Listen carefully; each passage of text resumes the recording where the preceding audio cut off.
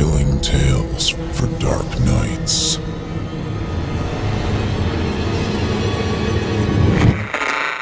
Want to make sure you never miss a Chilling Tales for Dark Nights video again? Be sure to subscribe and hit that bell to turn on notifications.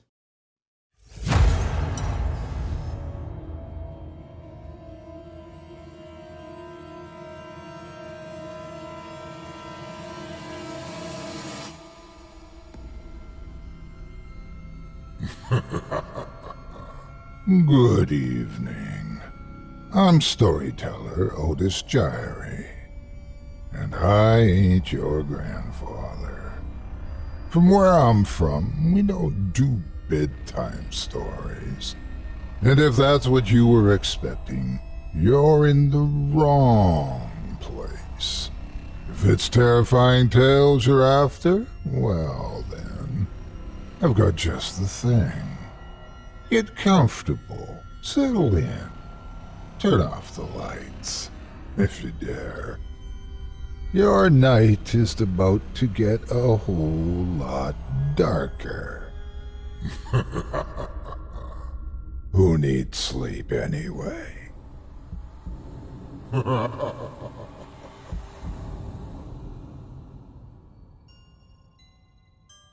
ha ha ha!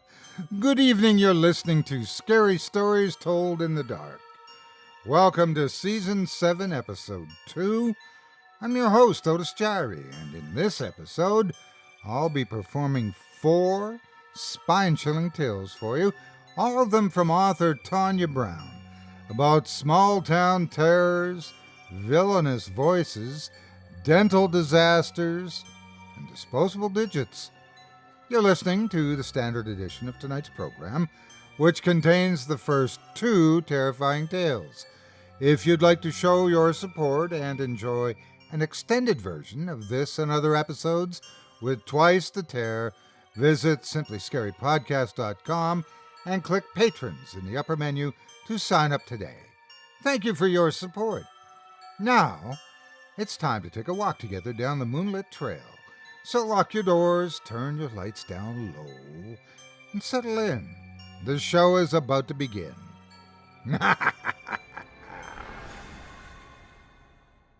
Our first tale tonight from Tonia Brown takes us to the tiny town of Phosphor Flats, where the locals will tell you no one visits unless their plan is to go nowhere fast. But as our next story goes to show, it's also a nice place to get a bite to eat. Without further ado, I present to you Calliope. Nothing came to Phosphor Flats unless it came to die. That's what Calvin's dad told him, so that's what he believed. Even at 13, he was pretty sure he knew the truth when he heard it. Nothing good had ever come from the small, dusty town, and little had ever come all the time he had lived there. And considering he'd been born and raised in Phosphor Flats, that's saying a mighty lot. So the afternoon, a fancy wagon rolled into town. Calvin couldn't help but wonder what it was here for. It sure as heck didn't look like something that came here to die. The wagon was a huge thing, the size of a small house drawn by a pair of even larger oxen. Giant words all along the painted walls of yellow and green and purple proclaimed that the owner was here to help out the average citizen, that he was the cure for your every problem. What you think it's here for? Wyatt asked. Calvin shrugged. He didn't like Wyatt, but he liked the looks of the wagon even less. It was too flashy, too showy. The driver was even gaudier. A tall, thin man with wild graying hair sat in a single bucket seat at the head of the wagon. His clothes were as strange as he was. His suit, a nauseating patchwork of garish colors, hung loosely from his lanky frame. A blood-red string tie rested under his bearded chin, the ludicrous ensemble topped by a simple white straw hat. The man's smile was bright and wide and unsettling. No, Calvin didn't like the look of him at all. Don't know. Must be selling something. Too much writing on it to not be selling something. Yeah, Wyatt said. That's what I thought, too.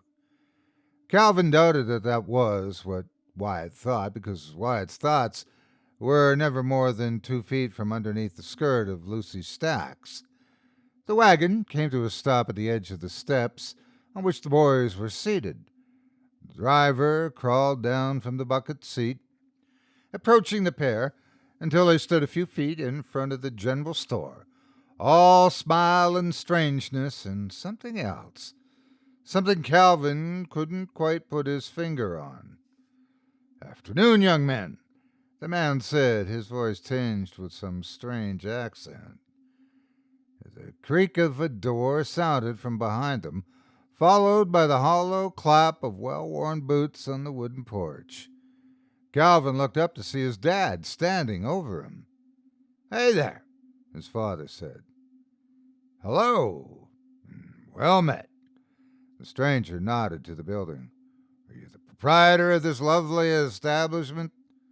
"Yes, sir." "Nice, very nice." Calvin's dad narrowed his eyes. "Can I help you with something? You seem lost." "Lost?" the stranger asked, then chuckled as if the very idea of such a thing amused him. "Never.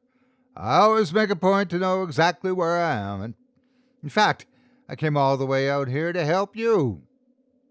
"Help us?" asked Sheriff Parker, quite out of breath, but trying hard not to give the impression that he had just run the several hundred yards up from the one-room jailhouse. Calvin was beginning to wonder when the lawman was going to join the thick of things. The sheriff of a town as small as Phosphor had more time on his hands than a watchmaker's shop, so something like this was bound to be big news. And speaking of news, the street was starting to fill up with folks. Men, women, and children all filed out into the late afternoon to see what the heck was going on with the stranger and his alluring wagon. On an average day, most of these folks would have been back at their farms and ranches, working the land or tending their herds. But the stranger had rolled in on a Saturday, a day when nearly all of the townfolk were about, sharing fellowship as well as gossip. Sheriff Parker joined Calvin's dad on the steps and asked, "What kind of help, mister?" "Elijah F. Topplepot, at your service," the stranger said, then held his arms out and bowed low, almost to the ground. Calvin's dad snorted. "And what service would that be?" Topplepot lifted his head, that eerie grin a mile wide, as he eyed Calvin's dad a moment before he said, "Why, I'm here to get rid of your rat infestation." A gasp rippled through the assembly of townsfolk. Sheriff Parker's head cocked back at the words, as if he couldn't believe the man had just said them. Calvin's dad shot Parker a sideways glance, then gave his son a quick frown. Calvin could hear Wyatt swallow hard beside him. Everyone seemed surprised, and rightly so. How could a complete stranger possibly know that Phosphor Flats was facing one of the worst rat infestations in the small town's history? It started perhaps a month ago, just little signs here and there, nibbles taken from cornbread left to cool, holes in flour sacks, apples half-eaten right in the barrel. Nothing out of the ordinary for springtime in a rural town. Then people started to see them. Rats swarming over the wheat stores, rats piled up in the fruit bins, rats swimming up and down Dewey Creek. And not just normal run-of-the-mill vermin either. No, these rats were the size of cats, with tails almost twice as long and crimson eyes that flashed in the dark, hinting at an unusual intelligence. They didn't seem scared of folks at all, either, hissing and biting whenever a human approached, instead of scurrying off to find safer fare. And they were unstoppable. In fact, the town had just held an emergency meeting on how to handle the problem, which resulted in the singular suggestion by Doc Jenkins to poison the entire lot. This would have been a fine idea, save for the fact that the town housed neither the required amounts of poison nor anyone with the wherewithal to purchase it. In the end, it was agreed that everyone would do what they could, which turned out not to be a whole lot. "You've got to be kidding me," Parker said. Topplepot raised himself to his full height, almost offended by the remark. "I never jest about my line of work, gentlemen." "Forgive us for sounding ungrateful," Calvin's dad said, "but we're just a little surprised. How did you know that you had a rat problem?" Topplepot asked over him. "It's my business to know. But, more plainly put, I've been chasing this infestation for nearly a year now." "Chasing?" Parker asked. "Yes, chasing. Why, I've been trailing this little pack of particular pests all the way here from Three Forks Way." Calvin's dad's eyes went wide. "That's over 100 miles. The man nodded. "I know, and I'm afraid my companions here have felt every inch of it." He paused to pat the rump of the nearest ox, which turned in place to stare at his master with distaste. Calvin swore the man sneered at the oxen, giving them a look that said they should keep their snouts shut if they knew what was good for them. Then the man turned back to the now sizable crowd and began to do what Calvin could only describe as putting on a show. "Ladies and gentlemen, I am a man with a purpose. I've been from the Mississippi to the Rio Grande. I've traveled from the Appalachians to the Pacific Ocean. I've seen many a fine town along my way. And may I stop to say for a moment that this is a lovely little place you have built here. Very nice indeed. But as I was saying, I've seen many a town along the way. Towns just like yours, overrun by the very same vermin that taunt you even as we speak. Some of these towns I was able to assist. They welcomed a modest working man like myself to take on their worries and lift them from their fears, driving the very source of their concern from their settlement, freeing them from their vexation by proper extermination." A wave of excitement ran through the onlookers. Calvin had to admit that he was even curious. Could this man do what he claimed? Could he exterminate the problem? The man's eyes narrowed and his voice took on a cold clip. But then there were some, only a few, mind you, who doubted my talents. Towns who thought they could handle the vermin on their own. "My good people, I stand before you today humbled by the experience of what I saw, of what happened to those poor citizens who took my serious profession into their own hands and their own doom." He hung his head and fell quiet. The crowd looked to one another. Everyone wanted to know what Topplepot saw, yet they were afraid to ask. But not Calvin. "What did you see?" he piped up. Topplepot cocked his head at Calvin as he said, "Nothing." The crowd gave a collective groan, disappointed by the response. The man drew a deep breath and started his tirade again. Nothing at all was left of these villages by the time the rats were done with them. Everyone fell into a shamed hush. Topplepot's voice echoed over their silence. "I'm not here to tell you good townspeople that what you're dealing with is no ordinary breed of rat.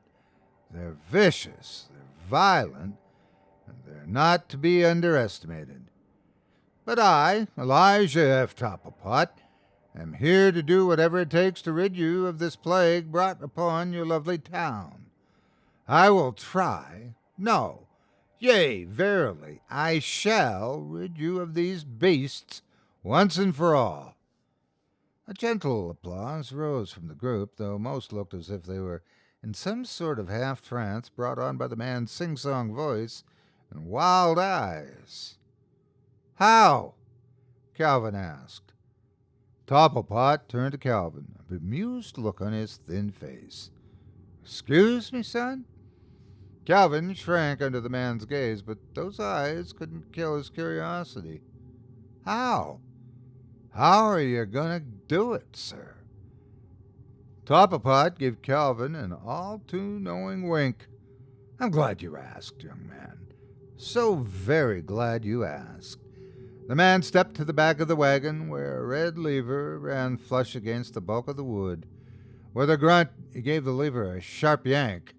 At the pull, all four walls of the wagon fell away, unfolding and slipping back like the wings of an exotic bird, until there was only a platform between the wheels.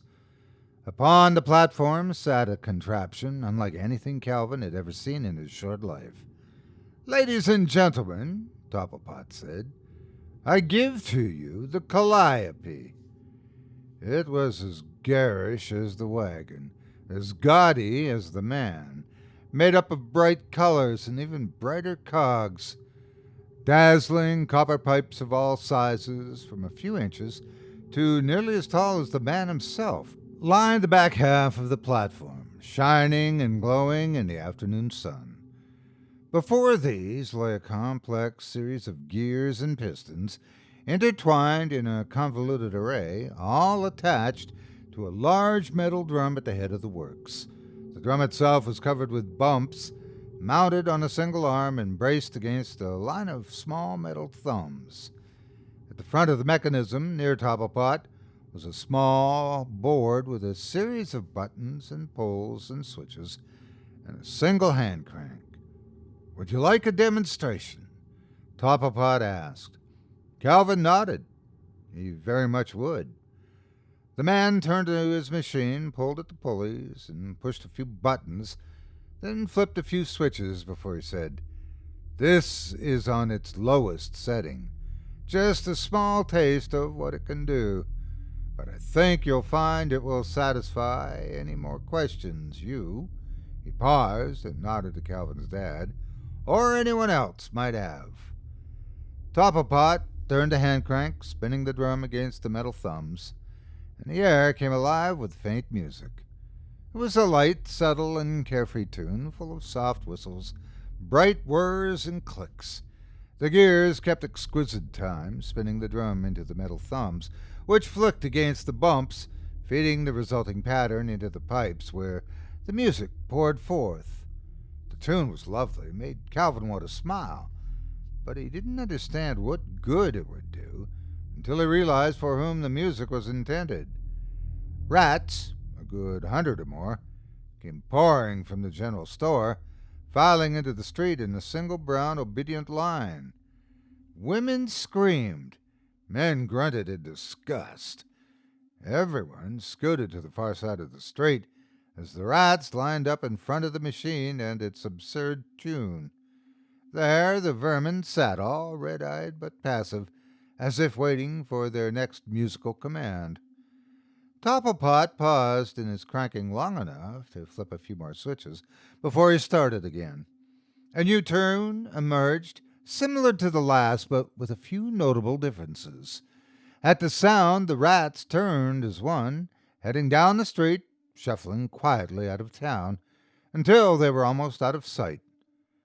Topplepot released the hand crank, the music stopped, replaced all at once by a thin popping sound, like the noise of a gun being fired from very far off. In the distance, the obedient line of brown burst into a hazy cloud of red, then was gone. The crowd was breathless, as well as silent. "There you are, ladies and gents," Topplepot said, "and for the simple fee of only $1,000, I can rid your entire town of your nemesis." No one said a thing, except for the sheriff. "Well, then," Sheriff Parker said, as jovial and as warm as the man had ever been in his life, "let's find a place for you to put them oxen up while we discuss the terms of your contract." Calvin's dad caught Parker by the arm before he could make his way down the steps. He whispered, "What do you think you're doing?" Parker whispered back, "This man can take the rats away. It's the answer to our prayers, David." Calvin's father looked back at Topplepot a moment before he added, in another whisper, "But we don't have what he's asking. Not even among all of us. Parker gritted his teeth and hissed through them. Yes, but he doesn't know that. Just keep your trap shut and follow my lead. Calvin's dad looked worried at first, then, the whole thing settling on him like a slow rolling fog, a thin smile came to his lips. He passed a glance over the crowd, where just about everyone was smiling, as wide as he, and gave a sharp nod in agreement. Parker winked in return to his wooing of the exterminator. Now then, Mr. Topplecott, I think... Topplepot, the man corrected him. Sure, Topplepot. Whatever you say, Jackson. Parker paused and motioned to the big blacksmith. Unhook his pack and stable him. He turned back to the tall man, having to crane his neck to look him in the face. All free of charge, of course. The tall man looked down on the short sheriff as he echoed, Of course.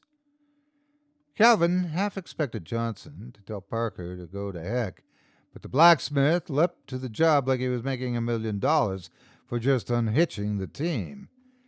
Some silent understanding had taken place among the townsfolk, some quiet concurrence on what they were about to do. The men of the town crowded around the stranger in his wagon, making plans for a job that even a kid knew no one in town could afford. They ushered him into the Jack's Tavern, everyone talking at once about how glad they were that the man showed up just when he did, how lucky they were that he rolled into town, and how relieved they would be when this was all over. Calvin and Wyatt snuck around the side of Jack's Tavern so they could listen in on the proceedings. Over the next few hours, a deal was struck. For $1,000, the man would drive the rats out of town that very evening. $1,000. That kind of money was unheard of in a small town like Phosphor Flats. Calvin couldn't believe that a man as clever as this Topplepot appeared to be would even begin to imagine that anyone here could have $100, much less $1,000. Topplepot was treated like a hero for the job he had yet to accomplish. He was given things the townfolk could provide, a fine meal, a few healthy drinks, and all the local stories he could stand. When sundown arrived, the man was in good humor, to say the least, and maybe that was the plan after all. Calvin could only watch and pray the adults knew what they were doing. Out of all the places I've visited, Topplepot said as the crowd gathered again outside the general store, I do believe I like Phosphor Flats the best. Calvin hoped the man remembered that fondness when the bill came due. How does your machine work, mister? Harmonics, Topplepot said, as if that explained everything. Har what? Calvin asked. Harmonics, the man repeated. He gave a little sigh when he realized that Calvin was confused. All sound transmit to the brain via the ears in the language of wavelengths. And these waves are the very same thing your brain itself speaks to your body through. So, you with me so far, son? Calvin nodded, but it was a lie. Well, the Calliope taps into those wavelengths by manipulating the frequencies in which the brain and the body of a subject relate to one another. It controls the waves, alters them, forcing the listener to do anything I desire. Anything. The stranger bent over Calvin, his eyes alight with wicked joy. Anything. You just about ready? Parker asked as he joined them at the contraption. Topplepot stood and nodded. It looks like your entire population has turned out for this. And the man spoke the truth. Word had spread like some fast-acting plague, and every single citizen was there to see if the stranger could make good on his word. Well, $1,000 is a fairly steep price. We're all very excited to see if you can pull this off. Cocking his head at the sheriff, the tall man asked, You doubt me, sir? Not at all. Good then, the man said as he adjusted his levers and pulled the pulleys, because you good sirs are about to get your money's worth. With that, Topplepot turned the hand crank, and the same soft tune from that morning played, only this time it was a great deal louder. Calvin, as well as many of the other townsfolk, covered his ears, wincing at the mind-numbing volume of the comical music. "This should be loud enough," Topplepot shouted over the cacophony, "to reach from farm to ranch, all across your town." Calvin's dad, who was also covering his ears, for those closest to the Calliope were getting the loudest dose, nodded at the stranger. Shrieks and shouts faded in and out over the music as the rats poured out from all sides, heading to the wagon, from both directions of the street, from far-off farms and overrun ranches. A brown and black and gray ocean of fur and teeth and beady red eyes surged toward the man and his machine. All the while the music ground on and on. Topplepot's strange smile took him again as he shouted, "You best get out of the road. Let me handle this. After all, it's what you're paying me to do." Calvin's dad yanked his son by the neck of his shirt, scooping Calvin up just before the swell of rats could overtake him. The townsfolk stood on the porches and steps all along the roadside, watching in wonder as rats upon rats upon rats scrambled to get to the source of the music. A squirming, living flood poured down Main Street as the source of the town's worry came to seek its own doom. For several minutes the music played, drawing in its quarry, drowning its prey in the sweet, seductive tune. Like a sharp slap to the face, a sudden silence landed on the crowd. Topplepot adjusted his levers just before he started the music again, turning the crank as he shouted to the rats, "Get on out of here! I'm done with you! Go on, take your rest now." The rats obeyed by splitting into two packs, turning tail and fleeing town by either end of the road. It didn't take long for the vermin to reach the limits of the town proper, where, one by one, the bursting began. This time things weren't quite far enough away for the dramatics of a simple red cloud.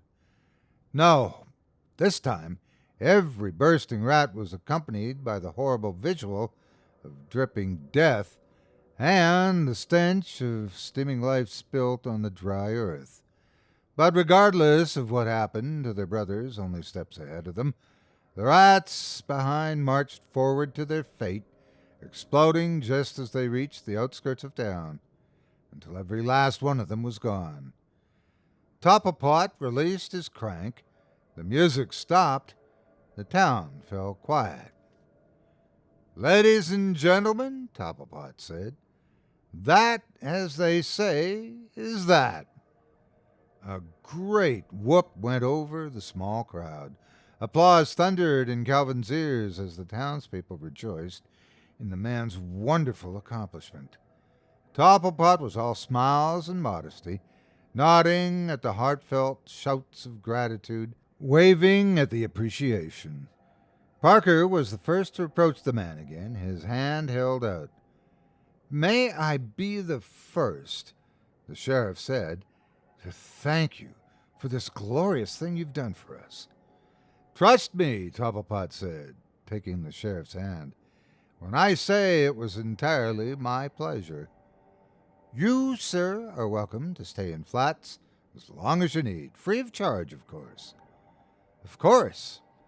Speaking of charges, I know it may seem a bit gauche to ask for my fee now, but—" Topplepot paused, letting the words linger, a verbal hand seeking what now belonged to him. Parker slid alongside him, patting the taller man on the back as he tried to lead the stranger back toward the tavern. "Nonsense! Get yourself a good night's rest, and we'll talk all about that in the morning." Topplepot stood firm. "I'd like to discuss it now, if you don't mind."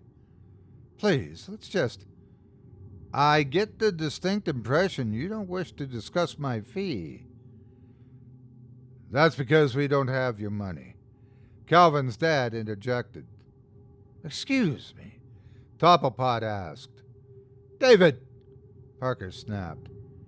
Calvin's dad stepped down from his store to stand eye to eye with the man he'd helped deceive. "We don't have your money. I'm very sorry, sir." Topplepot stood, his head in confusion.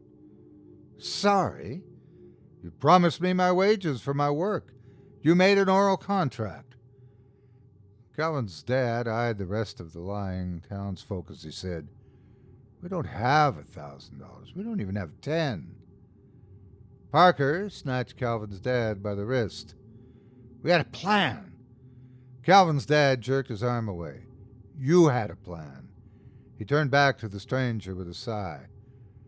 "We're a very poor town, Mr. Topplepot, but we're proud. We took advantage of you, and we will do whatever it takes to make up for that mistake. Won't we, Mitch?" Sheriff Parker, now red as a pickled beet, nodded but said nothing. "Yes, you will," Topplepot said. Calvin thought it odd that the man's words weren't a question or even a shocked repetition. It was a declaration that made the young boy's skin crawl to hear. Calvin's dad pressed on with his apology. "We can scrape together some supplies, some feed for your oxen, a few knickknacks that might fetch you something in the city. It won't meet your fee, but our gratitude is genuine, and you can always return here any time you like."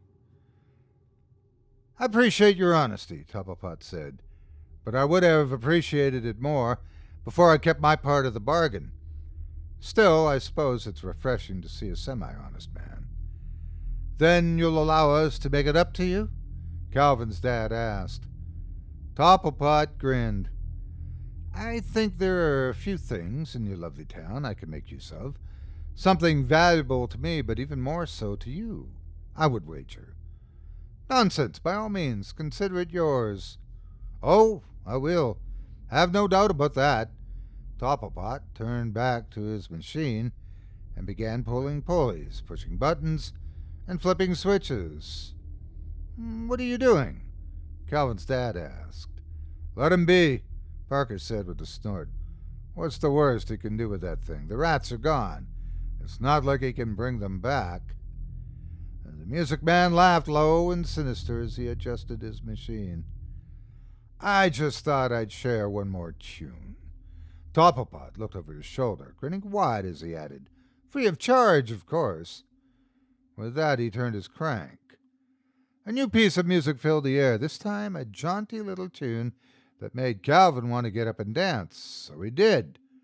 Without hesitation, without a thought as to how he looked or acted, he leapt to his feet and began a silly little jig. He didn't even know how to dance, and there he was, capering like a wild goat on a spring morning. And not just him, either. No.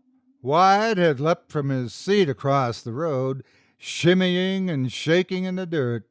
Lucy Stacks was dancing close with Bobby Hanson. The Packard twins were waltzing across the street. In fact, all the kids from town, all 30 so of them, were dancing up a storm right in front of Topplepot and his marvelous invention, all to the tune of a driving, cheerful beat. They were having the time of their young lives. The adults, however, weren't. They started to shout and cry, holler and plead for the children to stop dancing. "Stop this madness!"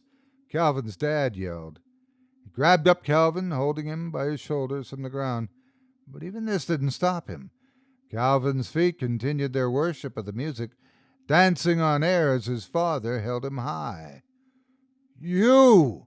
Calvin's dad growled at Topplepot. "You're doing this!" Topplepot shrugged as he flipped a single switch on the machine. A little tin whistle was added to the jovial music. Calvin's dad went tense, dropping his son to the ground as a strange stiffness settled over him. It was as though he had been glued to the spot by the same tune that Calvin had been dancing to. Calvin glanced up to his father to see a look of worry and shock. He wanted to tell his dad it was all right, that the music made him happy inside, but he couldn't. He opened his mouth to speak, but nothing came out. Then his father got big, really big. In fact, the whole world got big all around Calvin, because he was shrinking. So were Wyatt and the Packard twins. But they weren't just getting smaller. They were getting hairier and toothier. And Calvin just about knew what was happening when he caught sight of his own long tail. All of the adults watched, frozen to the spot, as their children twisted and danced and shrank into beady little-eyed rats. The rats that snapped and growled. Rats with bright red eyes that spoke of an impossible intelligence. Topplepot laughed as he fiddled with the dials. I warned you, those who don't take my services seriously pay the price, one way or another. A brand new tune reached Calvin's tiny ears, and with it he felt a powerful hunger overtake him. A hunger for meat, raw and chunky, and red with blood. It was unlike anything he'd felt before. It struck him in the belly, driving Calvin to seek sustenance right away. But what could a little rat boy eat? What kind of meat was so plentiful, so within his reach, and so very fresh? Calvin heard his father's cries before he knew what was happening. At the back of his mind, somewhere that used to be the little boy, he knew he was doing wrong. But the meat was so tasty, and the music made him so hungry. Yet, in truth, the melody had stopped long before. Shrieks were the only music now, as Topplepot turned his attention to the packing away of his glorious machine. Calvin chomped, chewed, and swallowed over and over, until he was perched upon nothing but a pile of red raw bones where his dad once stood. How long does it take for a pack of rat children to eat an entire town? Long enough for one man to hitch his wagon team and store his goods. Ready to go, Topplepot turned to his new flock, his smile wider than ever. Are we all full now? The rat children tittered with excitement. Topplepot mounted his wagon, settling into the bucket seat as he pulled a penny whistle from his garish jacket.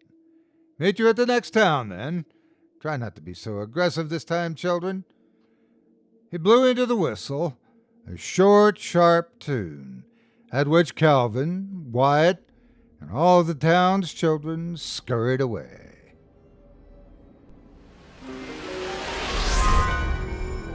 Today's episode of Scary Stories Told in the Dark is proudly brought to you by Shudder, premium video service brought to you by the AMC Networks, offering an unbeatable selection of expertly curated and unique collections of horror, supernatural, and thrillers, uncut and commercial-free, with exclusive and original titles you won't find anywhere else. And as a listener of this program, you can start your trial free today, risk-free. What makes it even better is you can stream on iPhone, iPad, Apple TV, Xbox One, Amazon Fire TV, Google Chromecast, Roku, and Android devices for just $5.99 per month or $56.99 per year with Shudder. You'll get ad-free access to stream great thrillers, horror and suspense movies, television series, documentaries, and more, 24/7, anywhere you go. Think of it as the Netflix for horror. There are new spine-tingling thrillers, shocking horrors, and edge-of-your-seat suspense added weekly. No matter what device you use, Shudder's got you covered. Whether you're using an Apple or Android device or streaming from your TV or your Xbox, you'll be able to enjoy Shudder's unexpected, uncluttered, and unparalleled collection of exclusive and original films and series, blockbuster hits and the classics. This month, I'm ensuring my insomnia by binge-watching Rob Zombie's films, and Shudder's the only streaming platform that's got 3 from Hell, his latest film. It's the long-awaited third part of a trilogy that started with House of 1,000 Corpses in 2003.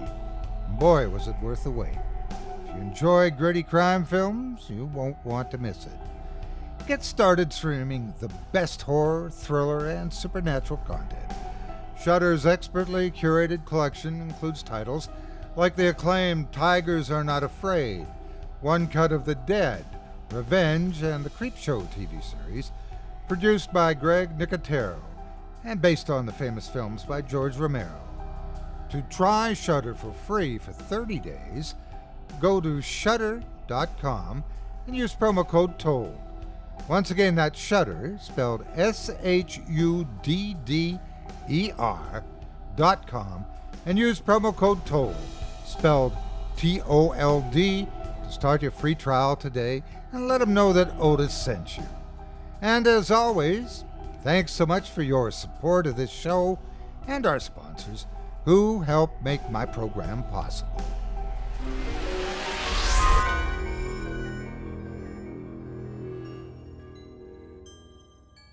I hope you enjoyed Calliope as written by Tonia Brown and performed by yours truly. If you enjoyed that first story, you can help support our featured author and enjoy 2 more terrifying tales in her trio of stories entitled Triple Shot of Steampunk, available now on Amazon.com. You can pick up a copy today at simplyscarypodcast.com/ToniaB, spelled TONIAB.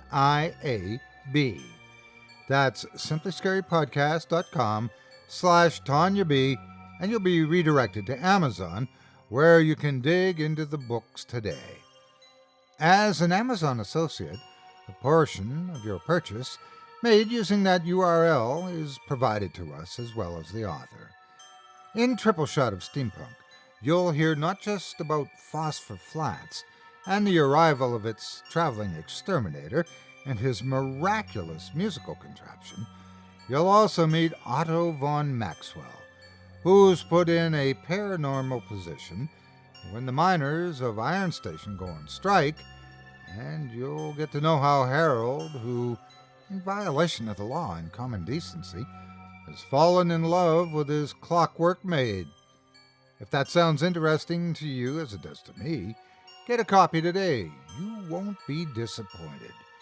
You can also get more information about Tonia and her work, or connect with her on Facebook.com/backseatwriter, all one word, or at her official website, ToniaBrownAuthor.com. Thanks again for your support of this show and of tonight's featured author. Up next, we've got a second tale of terror for you, courtesy once again of Tonia Brown. This one pulled from the pages of the Bram Stoker Award-nominated 5th volume in the acclaimed series Horror Library, also available now on Amazon.com. In it, our protagonist's world is changed forever when a colleague of his becomes determined to speak to the dead, no matter what the cost. Without further ado, I present to you Whispers in the Wax. Ghosts do not have a face. No eyes to see, no mouths to scream, no features by which to keep alive the memories of who they once were.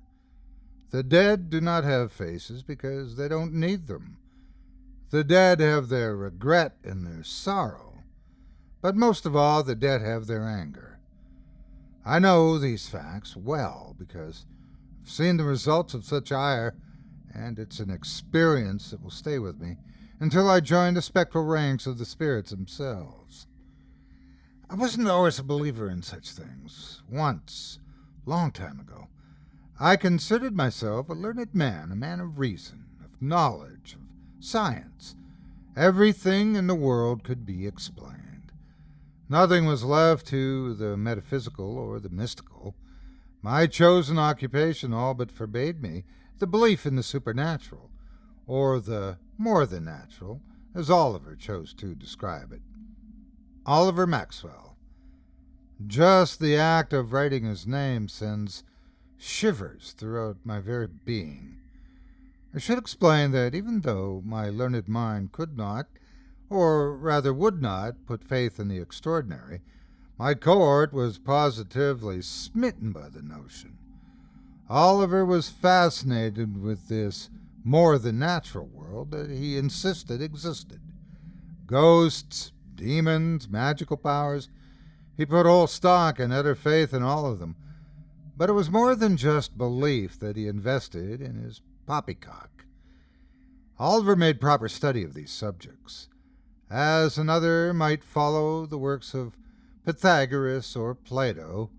Oliver congressed with the works of foreign spiritualists of unpronounceable monikers and occult masters whose titles are best left unspoken. The words of many a mad Arab and lunatic German lined his bookshelves from floor to ceiling, some so rare in their antiquity that he was oft left a poorer man for their purchase. Many a time it was that he made some large and irrational purchase, while I found myself lending him pocket change until he could get his finances under control again. The energy, time, and capital he devoted to his obsession left me to marvel. One had but to name any occult practice, no matter how vile or gruesome, and Oliver was not only able to recite the origins of said practice, but also the formulas and incantations that were required to perform such hedonistic acts. His knowledge of the occult was uncanny, as well as unsettling.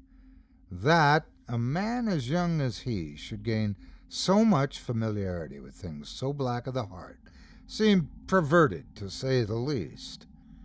Thankfully, the occult wasn't his first love. Oliver's true passion in life was in metalworking. The beautiful things he could create with cold iron and hot steel made the very angels themselves weep with jealousy. I had the fortune to watch him at work many times over, for he and I attended university together, and in our off hours we enjoyed partial employment by a famed workshop in London, whose name I shall withhold from this telling. No need to drag down the reputation of those who made the mistake of befriending me, though I'm sure after this account you will recognize the workshop from the resulting mayhem and destruction. I was second apprentice to the master draftsman, while Oliver was happy amidst the metallurgists. When we weren't busy with school or hard at work, we designed and created things together.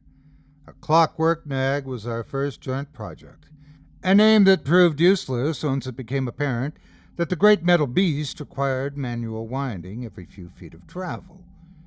Our second development, a pair of telescopic goggles, ended up in a scrap heap as well. This time it was the weight of the final piece that made it impractical, and so went most of our forays into the world of invention. Youthful ambition and childish daydreaming kept us from achieving any real goals, yet we took pleasure in the effort and the camaraderie all the same. We were always quite the pairing, he and I. His craftsmanship with iron was beyond compare, while my skills of design, well, I hesitate to fall into the art of bragging, so I will leave the description at adequate. And it shames me to say that it was this very same set of adequate skills that killed my best friend. The original notion was Oliver's. He was always attempting to express his love for mysticism through his talents in metallurgy, and his last scheme was no exception. When he first approached me concerning the concept, I laughed. While he was both a brilliant blacksmith and an impressive occult scholar, it seemed to me a silly notion to attempt to meld the two. But he wouldn't rest until he could marry one talent with the other, and it came to pass that he required my assistance to complete the process. "I have an idea for contraption," he said to me one fine November morning. "I'm all aflutter," I teased. "Will this idea of yours bear fruit? Or will it wither on the tree yet again?" I was apt to jape about his poor luck with design concepts. Though he produced the most fantastic of thoughts, Oliver couldn't grasp just how implausible most of his ideas were. Again, his talent lay in the crafting of plans, not the drafting of them. My tender tweaking turned his mood sour for a moment, and his words cold. I'm being perfectly serious. Now, will you listen like a gentleman or not?" "I apologize, my friend. Of course, I will lend you my ear as willingly as Brutus did unto Caesar." "Good. Listen closely, then, before you stab me in the back. I want you to design a machine that will allow me to speak with the recently departed." I sat up from my relaxed position on the chaise. "A machine that will what?" "You heard me the first time. I said a machine that will allow me to hold communication with the deceased. Will you help me design it or not?" I blinked in disbelief, unsure what he was asking of me. I don't think I'm getting you, Ollie. You wanted advice that will let you talk to the dead, as in ghosts, spirits. Oliver nodded with just a hint of a grin about his lips, but said nothing more. I, on the other hand, was flabbergasted. While I knew he made habit of participating in all sorts of unsavory rituals as part of his unusual studies, I never expected him to draw me into it. I chuckled, sure he was joshing. "Oh, now. You always did have a splendid wit. For a moment there you almost had me." I laid a finger aside my nose to let him know I was wise to his prank. "I assure you this is no jest," he said, his voice firm again, bordering on anger. "I have need of your skills in design, and thought I could rely on your assistance as my oldest and dearest friend. But if you'd rather mock me with derisive laughter, then perhaps I should find pairing with another draftsman. I hear Thomason is quite good for a first-year student, and is in need of a partner at the moment." In truth, Thomason couldn't sketch his way out of a linen knapsack, but that was neither here nor there. Oliver had every right to be angry with me. He had come to me with a request for help, and though his appeal was as outrageous as one could expect to hear, I was still his friend, and I should have behaved toward him in a more civilized fashion. I scrambled to cover my faux pas with sweet words of remorse. "You're absolutely correct. I apologize for my poor choice in words, my friend. I was just unsure if you were being serious." "I've never been more serious, and that I can see now. So before we fall into argument over which is greater, my contrition or your seriousness, why don't you tell me all about this contraption of yours?" For a moment I thought I had offended him again. He stared at me, almost to the point of blankness, as if he were seeing straight through me to the other side. Then his demeanor softened, and he finally smiled. "Yes, I shall." It was his belief, though I gathered over time that the notion did not originate with him, that the voices of so-called spirits were drifting freely through the air all about us, and that they required little more than amplification to be heard. Amplification, it would seem, of both the natural and mystical varieties. Oliver sketched for me, both in words and in his crude artistic style, a device that closely resembled the existing schema for Edison's most recent patent, the phonograph. Deviations from the original design included a collection of odd crystals to take the place of some minor parts, a mandrel constructed from various alchemy-enhanced metals, and what he labeled a spiritual conduit to replace the stylist.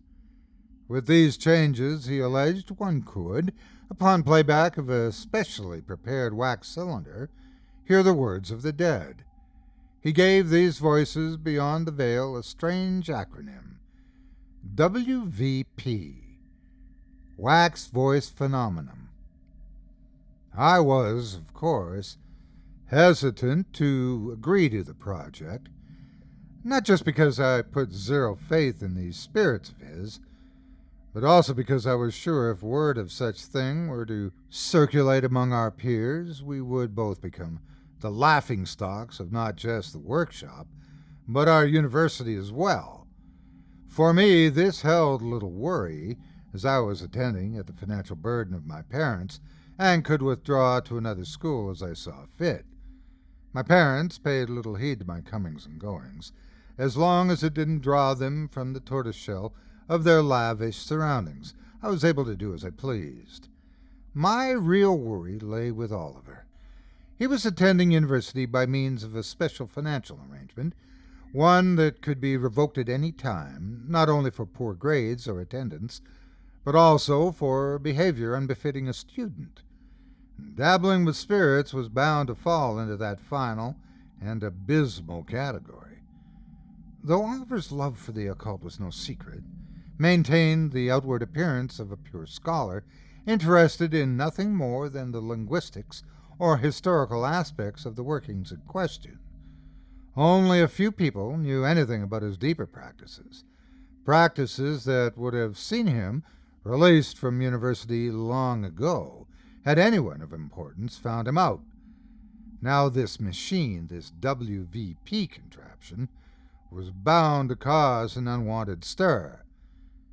"I'm not sure this is such a good idea," I said. "You don't think it can be done?" he asked. "How can you doubt me? I've shown you the theory. I've done the computations.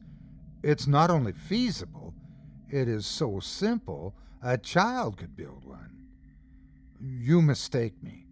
While I agree that such a machine is indeed feasible, there is no way we can create such an oddity without drawing unwanted attention. As I explained before, Oliver and I had quite the reputation for wild inventions. Our entire campus, our professors, and our fellow workshop crew always took an open interest in what little project we would come up with next. Once there was even a pool to see how viable our next scheme would be. I understand the headmaster himself made a hefty sum from our subsequent failure. If we started working upon a new project, especially on the sly, the ensuing gossip would be enough to bring about the heads of our departments demanding a closer look. I said as much to Oliver, at which he balked like a mule. "Nonsense!" he shouted. "You, my friend, are far too honest a man for this wretched day and age." "What do you mean?" I asked. "We don't have to tell others our real reasoning behind the apparatus. We can build it at our leisure as long as we do so under the pretense of some false hypothesis." Oliver paused to gnaw upon the very tip of his thumbnail, a signal of deep thought for him. After a few moments of this, he snapped his fingers and pointed to me, eyes wide with inspiration. "We will tell everyone we intend to increase the fidelity and amplifactory output of the phonograph. Of course, there will be those who suspect more, but once they grow brave enough to question our research, we shall have undeniable proof from our real experiments. And if we fail, then we have nothing to be ashamed of. Then we shall lie about it." He waved away my concern and dismissed my doubt. "The way you describe it, you make it sound like a mortal sin." "And what if it is?" "Then it's a strange postulation from a man who puts little faith in hell or heaven." He had me there. While the very concept of this machine disturbed me on a deeper level than I was willing to admit at the time, my lack of belief in all things spiritual extended into those of a religious nature as well. I was doomed by my own hubris. Yet still, something about the whole suggestion nagged my conscience. "Can I pose just one inquiry before I commit to this?" I asked. "You may ask as many things as you like," Oliver said. "Please don't mistake my dismissal of your concern as a callous disregard for your input. I don't just crave your support, I need your genius. In fact, I need all of it for this to succeed." His words were well chosen, designed to stroke my ego and fluff my spirit, which I must admit they did. But I still suffered an underlying edge of dread. I put my concern into a question. "Why?" "What do you mean, why? Why do you want to talk to the dead? It seems A most gruesome practice. He thought about this a moment, thumbnail between his teeth, before he finally answered me. Why not? I huffed in frustration. That was not the answer I sought. Oliver chuckled at my annoyance. You know, you don't put much stock in the idea, but just imagine for a moment, if you will, that there are disembodied voices out there. Imagine there are departed spirits willing to share their experiences. What wonders they could teach us about existence after death. What secrets would they dare reveal to those brave enough to ask? What timeless knowledge could they bestow upon us? That attitude leads me to wonder if you are seeking counsel with a particular spirit. Of course not. Don't be silly. His words were brief on the matter, but to my discomfort, they were accompanied by a small twitch at the left corner of his mouth, betraying his lie. Yet what could I do? I couldn't deny him. He was, after all, my closest friend. What do you say? Can I rely upon you? We shall build your blasted machine, I said after a long, heartfelt sigh of regret. Oliver all but pounced upon me with a joyful hug. The machine took less than a week to construct, as Oliver had all of his so-called mystical components ready at hand. I wondered at his unusual level of preparedness, as he was never one to rush a project. As our work neared completion, he even produced a set of cylinders that he had prepared on his own time. Oliver was very guarded about the makeup of these cylinders. I inquired as to their construction many times, but he brushed aside my curiosity, either with trite comments or by ignoring me altogether. I should have worried then that something was amiss, but I trusted him, not only as a friend but also as a fellow architect. This was his project, and he had every right to reveal his method of practice to me in his own due time. The last piece he furnished was the spiritual conduit. This mysterious item was composed of a yellowing, calcified material and measured a few millimeters or so in length. Whereas a normal stylus was quite the narrow piece, this conduit of Oliver's bulged in the middle, then tapered at both ends, with one end filed to a point to serve as our needle. The moment I laid eyes on the conduit, I was struck by its odd familiarity. Though, after his reluctance to tell me about the composition of the cylinders, I decided it would do no good to inquire about the needle substitute.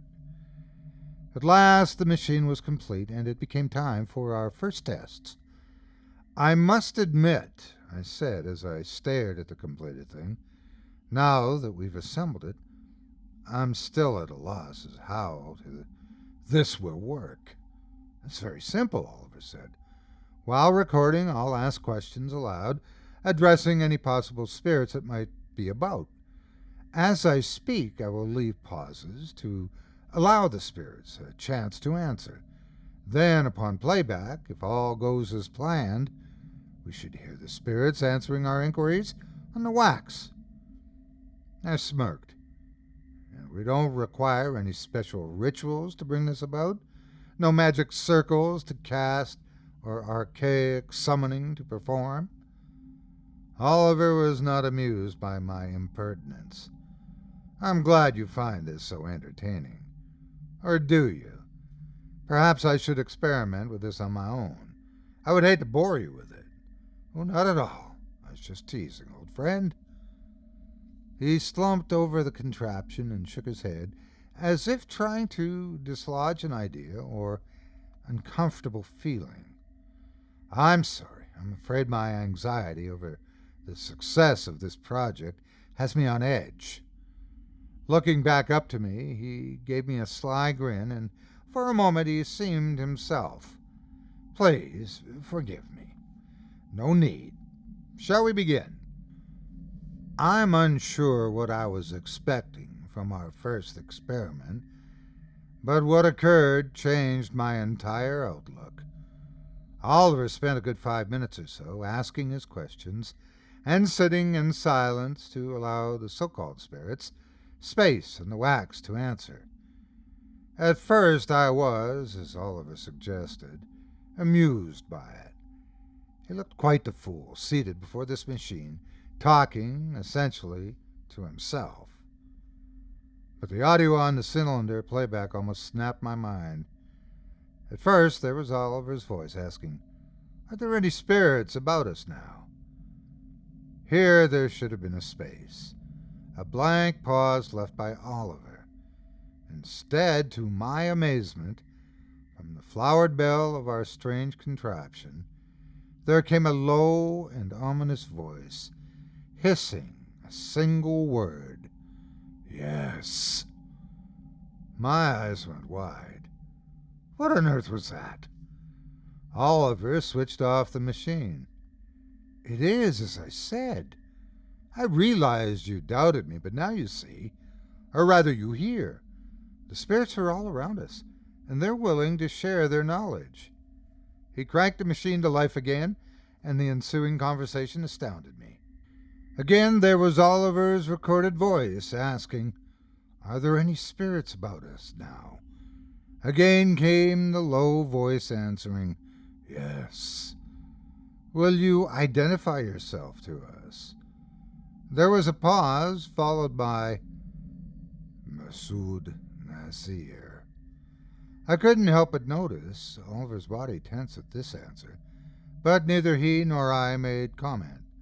Then he snatched a series of notes surrounding this response, keeping his shoulder turned to me so as to hide his writings. From the machine, Oliver's recorded voice asked, "Are you alone?" The mystery voice answered, "There are many of us here. Many, many, many." The spirit spoke these last three words in a hollow, drawn-out breath. The very sound of it left me with chills across my arms. "Do you have something you'd like to say?" Oliver's recorded voice asked. "Some knowledge to impart to us?" Again there was a pause, followed with, "There is danger in seeking the knowledge of the dead, young man. Do not ask again." After this pronouncement came Oliver's recorded thanks to what spirits he assumed he was speaking to. He turned off the machine and finished transcribing his notes in silence. I was flabbergasted by the whole experience, though upon some reflection I felt there had to be a real-world justification. "Well," Oliver asked at length, "what do you think?" "I don't know what to think," I said. "Do you believe in me now?" "I'd like to, but there's a possible explanation." Oliver cocked his head at me, still smiling. "Really? Would you care to share your theory?" "The cylinders." He narrowed his eyes, prompting me for more. "You insisted on preparing them alone," I explained.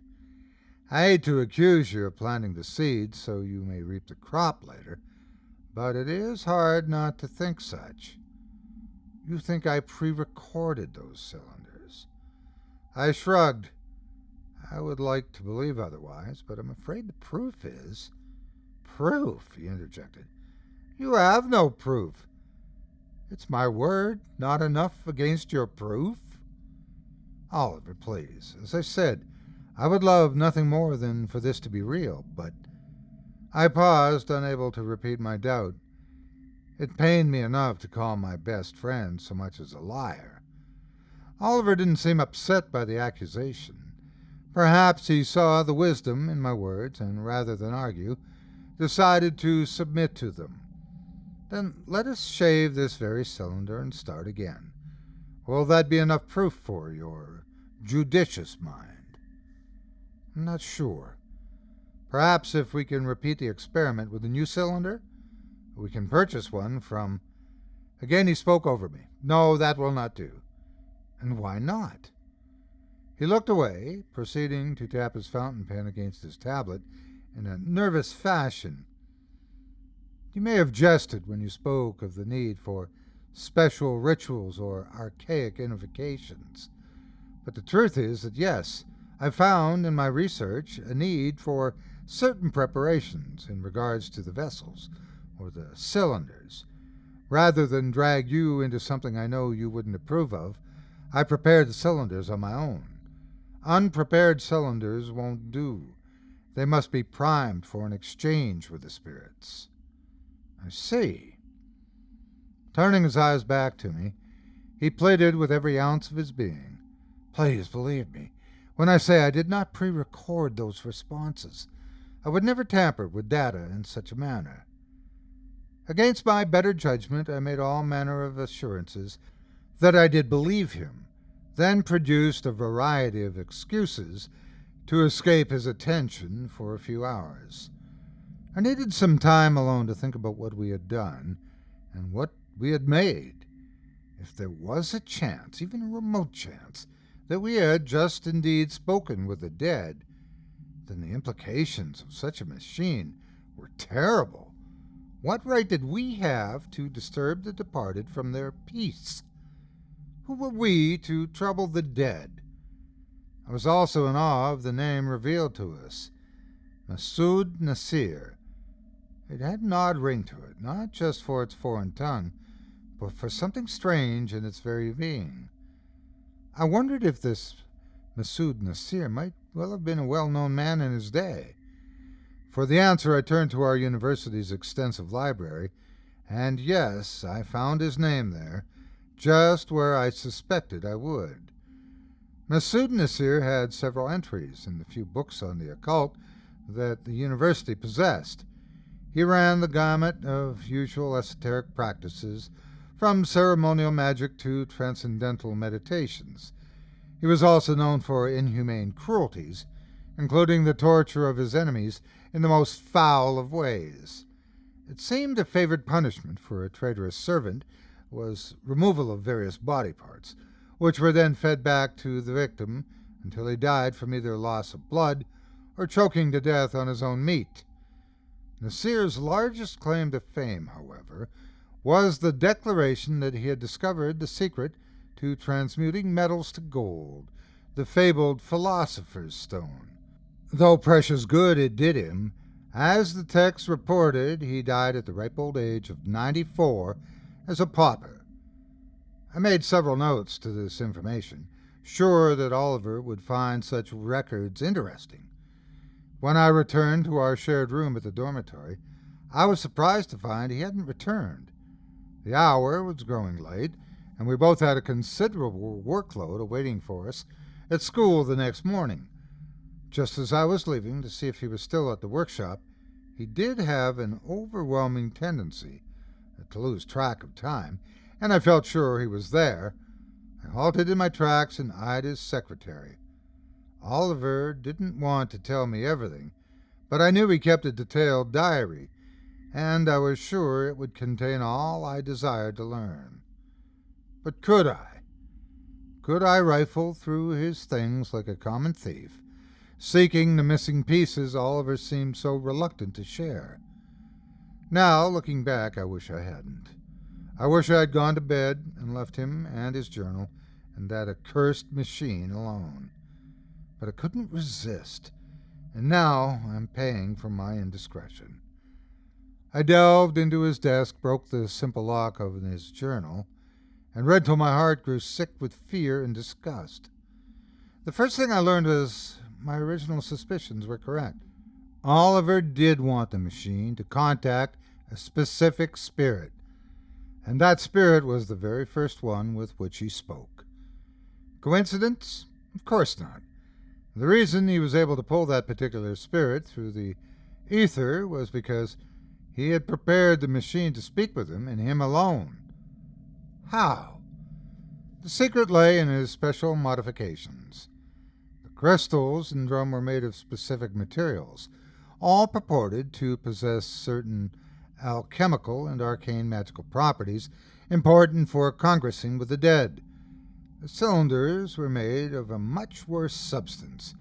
Oliver was right not to ask me to prepare them for him, for I would have not only refused, but would have shouted my rejection to the rooftops. I learned from his notes that the base was like any other cylinder, but the wax, oh, dear God in heaven. He claimed to have mixed the wax with the dried blood from the corpse of an unbaptized babe. Where he got such a terrible substance, I do not know, for he did not log his supplier, only his deeds. Then there was the matter of his spiritual conduit, that piece of yellowing material that made up our stylus. I learned that it was a natural substance, true enough, for it was a tooth from the corpse of the very dead man with whom he had spoken. It was the sharpened canine of none other than Masood Nasir himself. I stormed from the dorm and straight to the workshop. I had never been so angry with another human being in all my life. At that moment, I wanted nothing more than to confront Oliver, make him confess his transgressions to me, and then destroy that terrible machine. As I approached the workshop, I slowed my advance and collected my senses. It would do no good to go in yelling and screaming. Oliver had to be handled with finesse. I had to act civilized, no matter how angry I was, or he would shut me out. As I drew nearer to our inner sanctum, as I calmed my breath and worked out the method by which I would address him, I heard him speaking with somebody already. The door was slightly open, so I paused and took a moment to listen in. It wasn't my intention to eavesdrop, but it didn't take long for me to realize he was listening to another one of his recordings, and the audio again was disturbing. "Is this Masood Nasir?" Oliver asked. "Yes," came that awful hollow hiss. "Will you tell me the secret?" "No. You are not ready for such knowledge." "I demanded you tell me," he shouted. "You will not make demands on me, peasant. Leave the dead be. There are many dangers in what you seek. You don't know the trouble you invite." I can make you tell me." In response, an eerie chuckle filled the room. There was such power beneath that laughter, an awesome presence that shocked me to the core. I cannot explain it. I only knew that the voice in the machine belonged to a man not to be trifled with. If he truly was the same man I had read about, Oliver was not just playing with fire, he was dancing in the burning flames themselves. That was when I began to fear for the life of my friend, as well as my own. Oliver, blinded by his obsession, shouted over his laughter, "I will make you tell me, damn it!" It was then that I realized Oliver's voice wasn't recorded. Impossible, I know, but I swear to its truth. I pushed the door open even more to see that he was speaking to the machine, and the voice of Masood Nasir was coming across the cylinder, answering him as if they were conversing face to face. As if this were not odd enough, there was another strange thing happening. Oliver's breath coiled before him, ghostly tendrils that curled away from his lips with each word. Yes, it was November, and yes, I had walked about the campus, shivering in the late fall chill. But this room shouldn't have been that cold. I could see the lit boilers heating the chamber from my position at the doorway, yet every word he spoke was accompanied by a fog trail. This was too much. I tried to rush in, much like the fool I was, but couldn't pass the threshold of the room.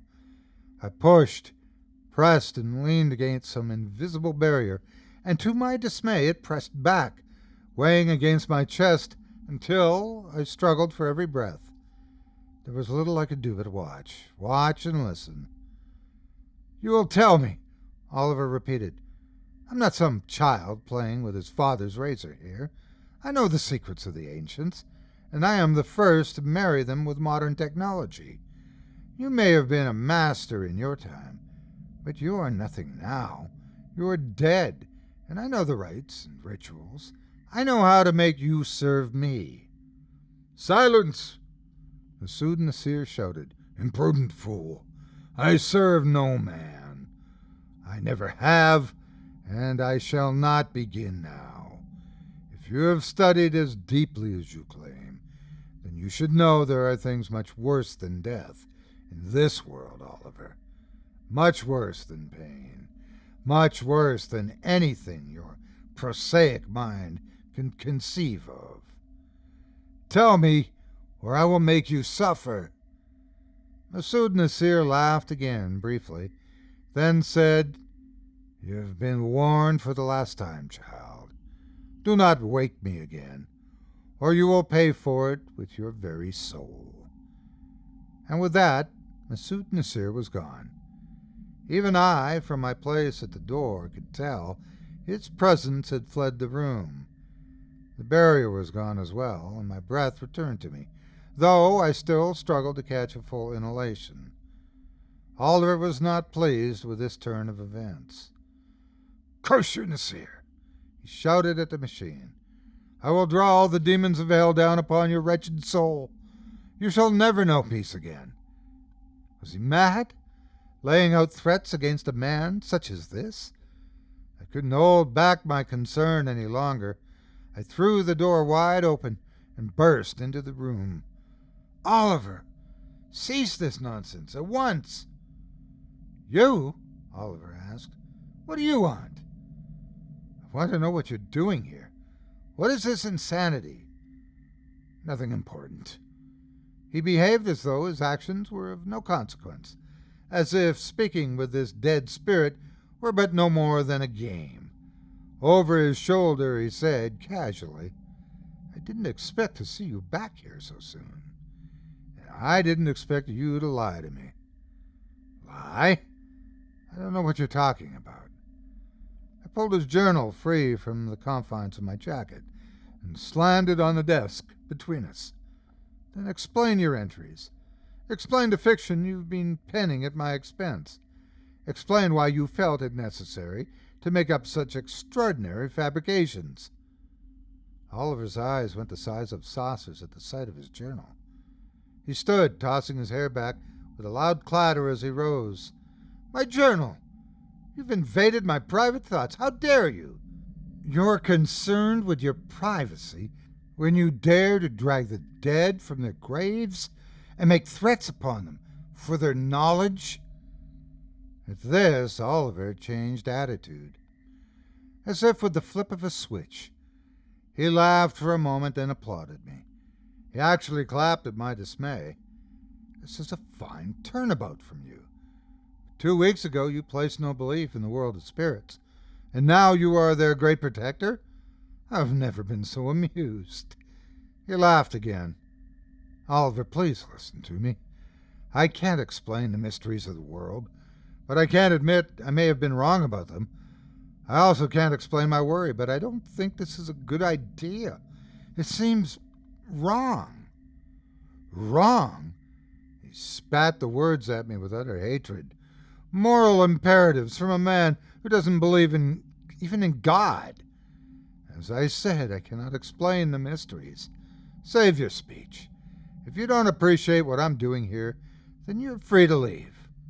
I don't think you should mess with the likes of this Masood Nasir anymore. He was a dangerous man, and I don't think death has tempered the blackness in his heart. He's still dangerous, Oliver. I worry he will make good on his threats. The dead are just that, dead. There is nothing he can do. Could you not feel his presence? Could you not feel him here with us just now? Oliver stared at me in silence for a full minute. After this, he sat and waved me toward the door, dismissing me. Again, if you don't wish to participate, then leave. You said you would help me, and you have held up your part of the bargain. I will pay you for your assistance. I couldn't believe what I was hearing. I don't need your money. Of course you don't. You were born to opulence. Never had to work or scrape or earn anything in your life. But some of us do need and want and have to work for it. Ollie, listen to yourself. Don't use that name with me, he shouted as he leapt to his feet again. I only allow my friends to call me that. You don't need my money, and you don't need my friendship either." He returned to his seat, making a special show of turning his back to me, and I knew it was over. I had lost him as a friend. Oliver wouldn't listen to reason. He would only listen to Masood Nasir. I left him there alone, hunched over his machine, for it truly belonged to him now, and he could have that blasted thing. I tried to return to the dorm, but my anger wouldn't allow me to rest. Neither would my nagging worry. I couldn't get that man's voice out of my mind. It haunted me much like a spirit itself. The power in that voice, the power in that man, dead or alive, left me trembling with dread. Pacing the room was no good, so I turned my busy feet to the streets, where I walked for a few hours. Just before sunup, after I calmed a bit, I decided that perhaps one more try would shake Oliver from this strange obsession. When I returned to the workshop, I stumbled upon a sight most gruesome, and one that will be etched into my memory well beyond my own death. Oliver was still there, or at least his body was. He was seated in front of his infernal machine, with his head twisted in an uncomfortable angle to the rest of his body. His mouth was agape, his jaw nearly touching his chest, though the back of his head was almost in contact with his spine. His hands were taut, forming a pair of claws, grasping at the air about his face, as if he were trying to pull something away from his throat. His skin was tinted with the bluish green of a several-day-old corpse, yet his death couldn't have been more than a few hours ago. But the worst of this scene was the look in his eyes. There was an appearance of utter and total fear, as if he had seen the devil himself. And perhaps he had. The machine mocked me, teased me, because there lay a full cylinder, recorded and ready for playback. I knew what I would hear if I played it back, and that was the last thing I wanted to listen to on the face of the earth. Yet something moved me. Something possessed me. I was not in control of my own actions as I wound the crank and played the accursed cylinder and listened to the last words of Oliver, my friend. "Am I speaking with Masood Nasir?" asked Oliver's recorded voice. "You know who I am," came the throaty reply. I knew again that he was speaking directly with the spirit. I still do not understand how, but he was. "Will you tell me the components of the Philosopher's Stone?" Oliver asked. "I know you discovered it. You will tell me what I want to know." "I will not share my knowledge with you, peasant," Masood Nasir said. "You are not ready, and you are most undeserving." "I will know what you know," Oliver shouted. "You have distrusted me for the last time. Now you will pay the price. Is that so?" "Yes.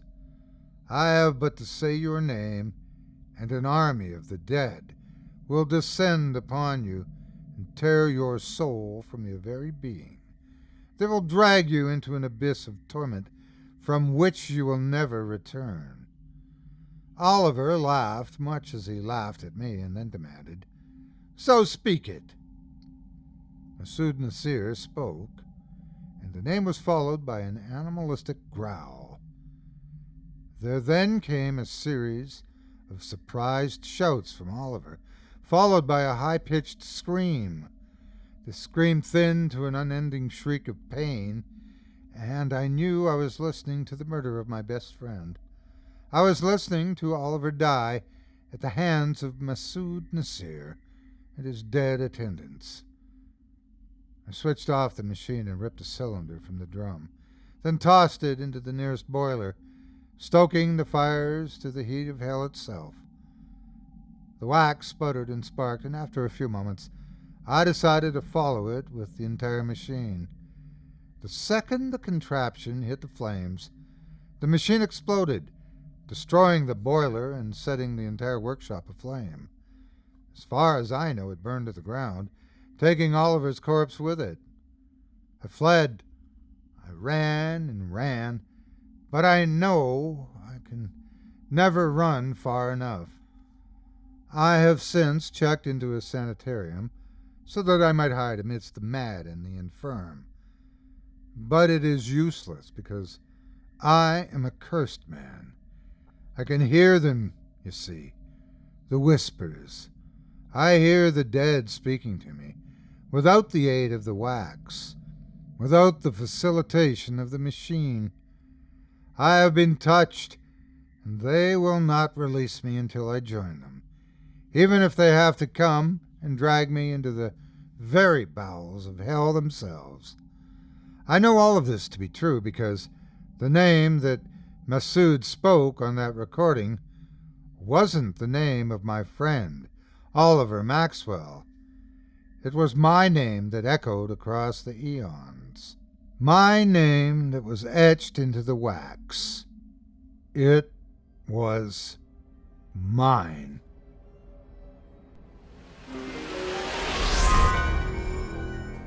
Today's episode of Scary Stories Told in the Dark is proudly brought to you by NordVPN. We all know that NordVPN protects your data, makes you anonymous while browsing the internet, and offers super fast connections. And for me, since I'm online all the time dealing with various things related to the podcast, it gives me peace of mind to know that they have those fast servers, up to 6 simultaneously, and if need be, 24/7 customer support. But did you also know that you can unlock Netflix, Hulu, BBC, and many more of your favorite entertainment websites with NordVPN? I know I do. NordVPN hosts more than 5,500 servers in 60 countries, allowing users to access super fast web browsing around the world. So, wherever you go or live, NordVPN has you protected. A couple other things to keep in mind. NordVPN has an extension for Chrome browsers, which is user-friendly from the first click, and it's compatible with most operating systems, including Windows, Mac OS, Linux, iOS, and Android. Best of all, NordVPN has a strict no-logs policy, and that means they never track, collect, or share your data. Period. Your business is your business. As a listener of this show, you can start saving more than just time. You can sign up now. Our listeners can get 68% off NordVPN. That's only $371 a month. Plus, you'll get an additional month free at nordvpn.com/scary stories or use coupon code Scary Stories. Again, for 1 month free of NordVPN, go to nordvpn.com/scary stories or simply use coupon code Scary Stories. Thank you so much for your support of this show and the sponsors that help make it possible. Your support means a lot to me.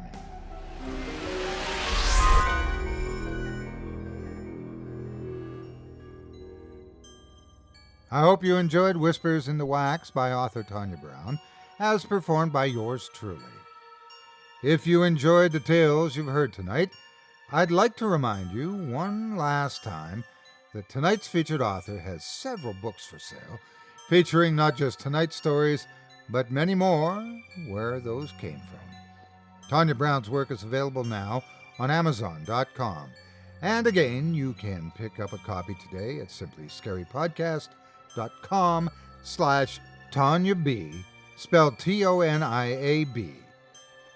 On her Amazon profile, you'll find a number of collections of her own creation, as well as a variety of amazing anthologies she's been a part of over the years. So if you're tired of the same old fiction you've been reading online, give Tonia's catalog a try. I'd also like to thank you personally for joining me for this episode of Scary Stories Told in the Dark. If you enjoyed what you've heard on today's program, please take a moment to stop by our iTunes page or wherever else you listen to your favorite podcasts and leave us a 5-star review and a kind word. It makes a huge difference and would mean a lot to us.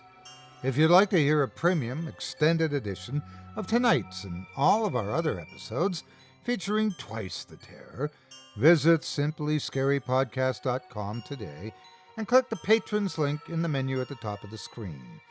You'll find yourself at chillingtalesfordarknights.com, where you can purchase season passes for this podcast and our other quality storytelling programs, or become a patron for as little as $5 per month and get access to our entire audio archive dating back to 2012, all of it ad-free.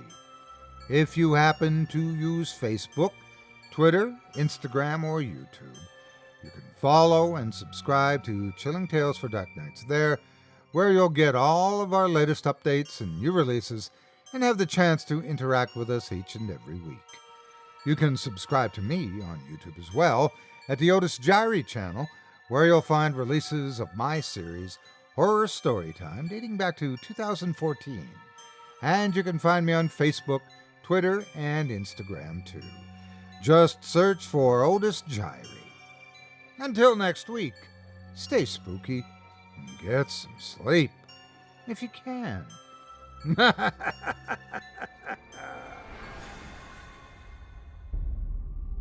Thanks for listening. You've been listening to Scary Stories Told in the Dark, a production of Chilling Entertainment and the creative team at Chilling Tales for Dark Nights, and a proud member of the Simply Scary Podcasts network. Visit simplyscarypodcast.com today to learn more about our network and our other amazing storytelling programs. Tonight's program was hosted, and its featured stories performed by yours truly, Otis Jiry. Selected stories have been adapted with the kind permission of their respective authors. Original music provided by Luke Hodgkinson and Jesse Cornett. Sound design and final mixing and mastering provided by executive producer and director Craig Groshek. Program's artwork and logo by David Romero. If you're looking for some fresh tales on a daily basis while waiting for the next podcast, check out my YouTube channel, the Otis Jiry channel, and my extensive collection of narrated tales there. Simply search on YouTube by my name, and you'll find me. And don't forget to subscribe and press the bell notification icon to get my latest releases. Got a scary tale of your own that you'd like performed? I take submissions. Email it to me today at otis@simplyscarypodcast.com to have your terrifying tome considered for production in a future episode of this show. That's otis@simplyscarypodcast.com. If you've enjoyed what you heard on tonight's program and are joining us on your favorite podcast app, subscribe to us to be sure you never miss an episode, and leave a 5-star review and a comment. Your feedback means a lot to me. You can also follow Chilling Tales for Dark Nights and yours truly on Facebook to connect anytime and get the latest updates on this and other programs and my channel. If you're listening on the Chilling Tales for Dark Nights YouTube channel, do us a favor and hit the subscribe button and the bell notification icon for ctfdn as well to get more spooky tales from me and the crew and another episode of this program each and every Wednesday. And don't forget to hit that thumbs up button to tell us how we're doing and leave a kind word or a request. And don't forget to visit us at chillingtalesfordarknights.com and consider supporting the team by becoming a patron. In addition to helping us out, you'll get exclusive access to our audio archive and ad-free downloads of all your favorite stories, including those you've heard on this program. As for me, I'll be back next Wednesday with more terrifying tales to keep you up all night. But that's all right. Who needs sleep anyway?